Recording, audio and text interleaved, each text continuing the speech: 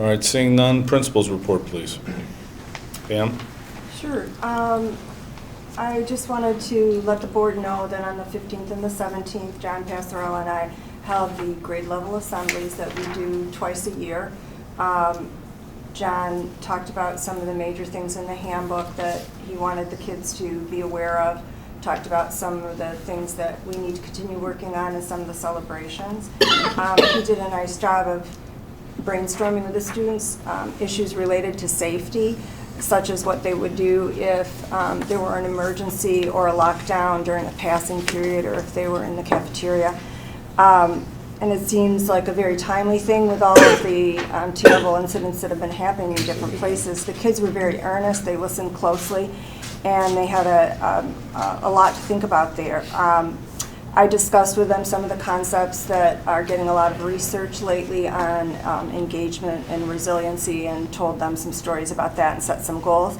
And we have the PowerPoint that we use to guide us through that, and the notes is on the website under the Dean's page. So the beginning of the year meeting and the semester meeting are there too. So if parents want to see that, or if the board wants to take a look at that, they're welcome to do that.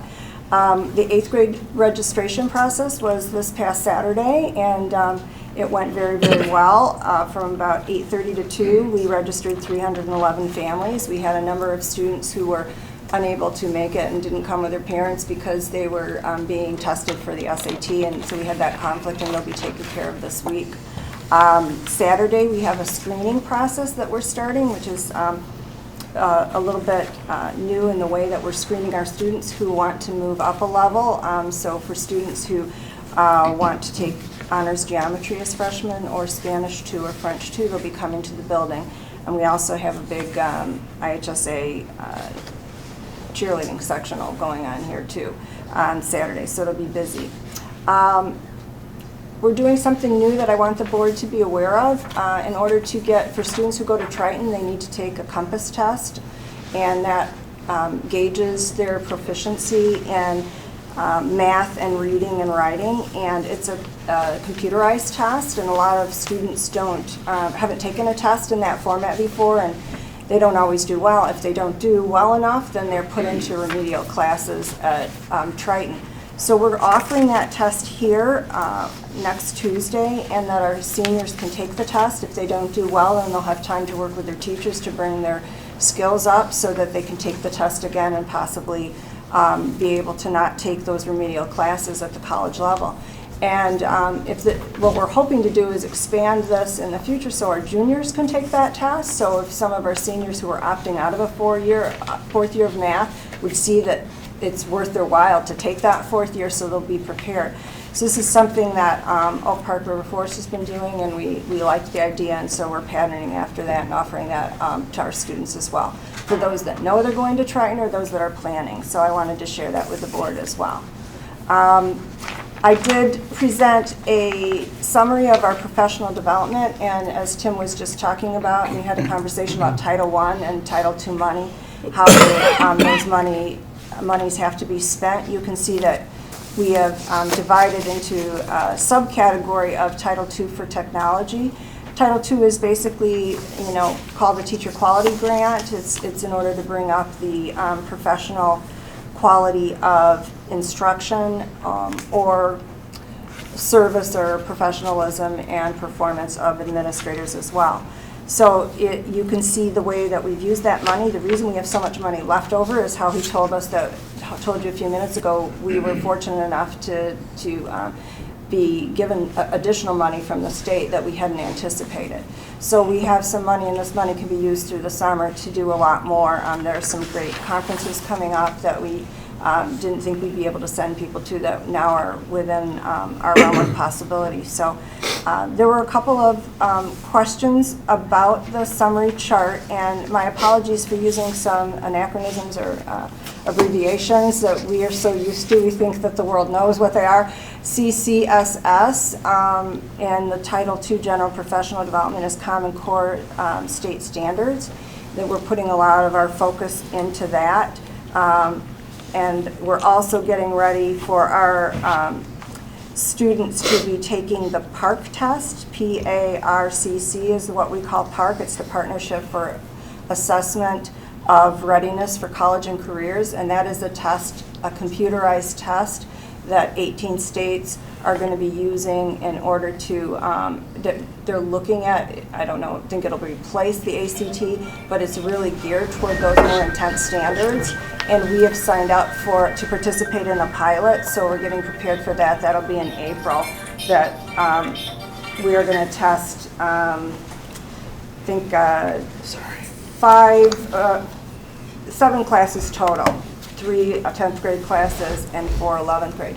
So they'll all be taking these in labs, and so we'll use some more of our professional development money to make sure that kids are being prepared for the Common Core and for the PARCC test that's coming our way.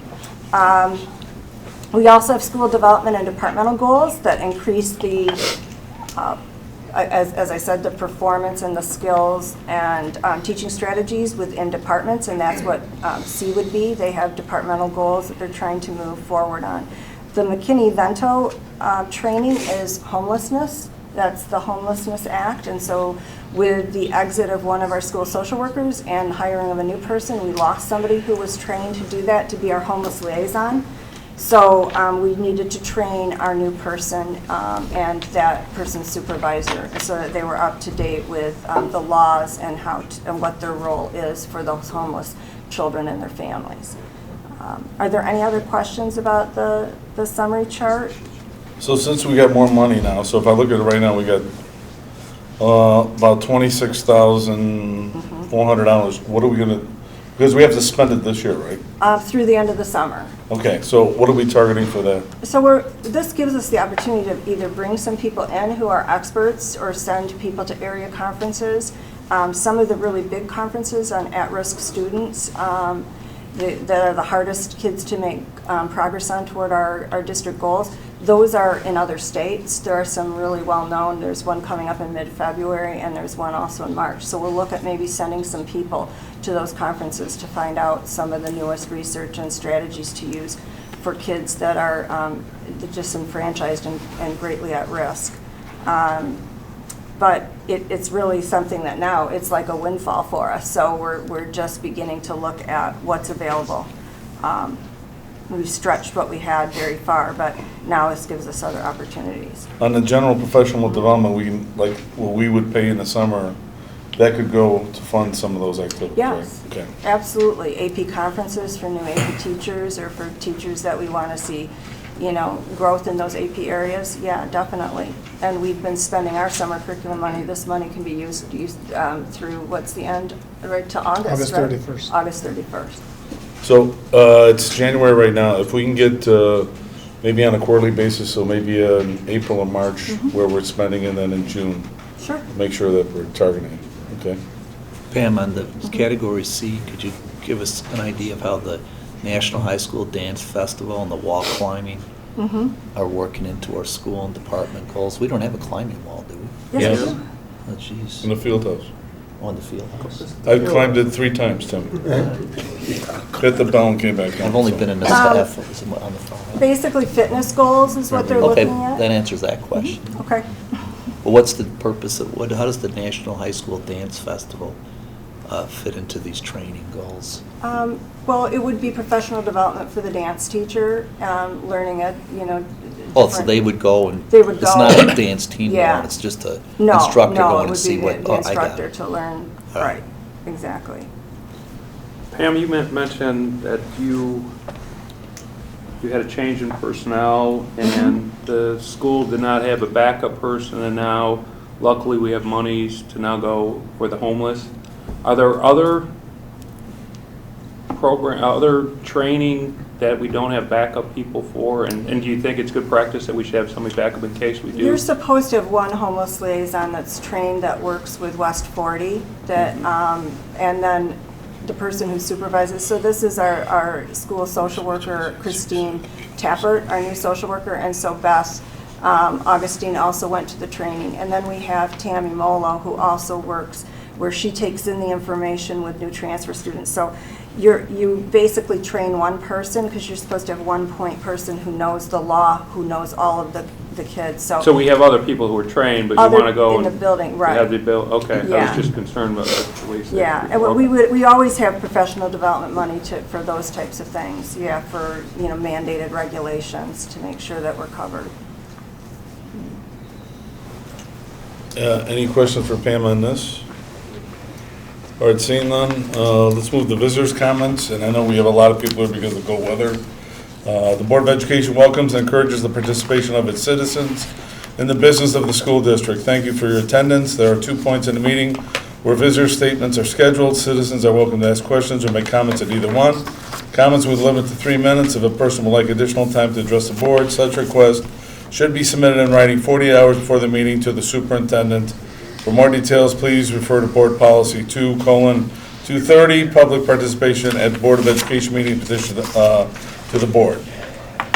After saying that, anybody want to speak over on this side? Anybody want to speak over on that side?